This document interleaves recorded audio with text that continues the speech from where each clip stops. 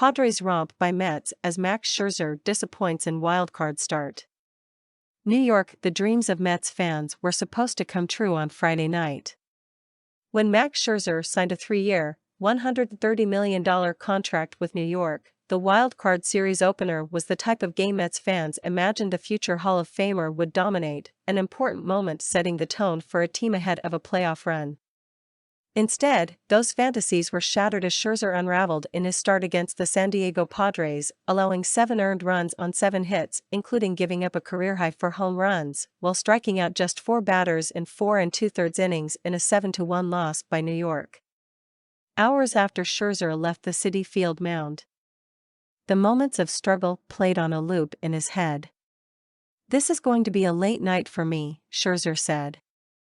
The damage started in the first inning when Padres designated hitter Josh Bell slugged a 419-foot opposite field home run that scored Jurickson Profar.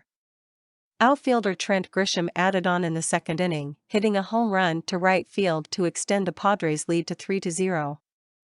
But the final straw for Scherzer's evening came in the fifth, when Profar hit a home run to right field, scoring Ha-Seong Kim and Austin Nola, followed by a Manny Machado solo blast to left center field, sending the Mets starter off to a chorus of boos from the 41,621 fans at Citi Field.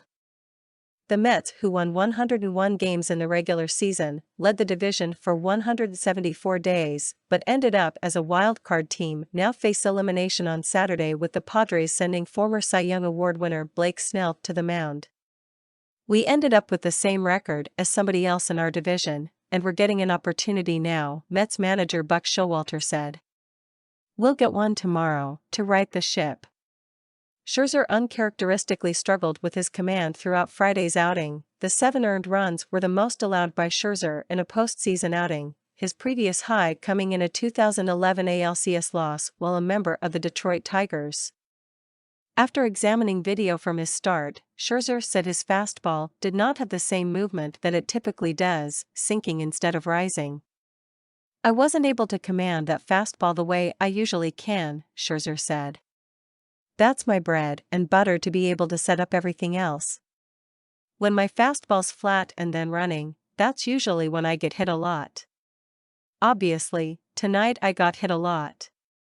It was the second straight disappointing start from Scherzer. He previously allowed 4 runs on 2 home runs and 9 hits in 5 2/3 innings pitched against the Atlanta Braves in a crucial start that led to New York falling out of contention for the division title.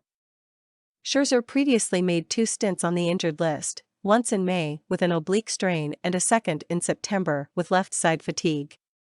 When asked if injury played a role in his recent struggles, Scherzer said they did not factor into his performance. "I had a feel for what was going on in the Atlanta start," Scherzer said. "I thought I made the adjustment to get me right. Tonight, I don't know why the fastball ran. I don't know why I didn't have my good fastball, the way I can usually pitch and locate." The performance contrasted dramatically with the performance from Padres starter Yu Darvish, who dominated the Mets lineup throughout the game, allowing just 1 run on 6 hits in 7 innings.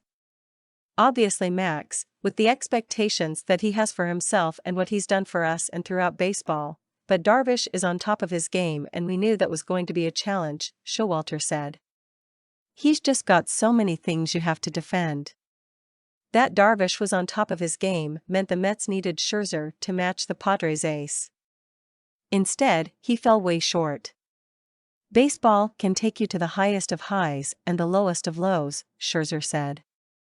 "This is one of the lowest of lows.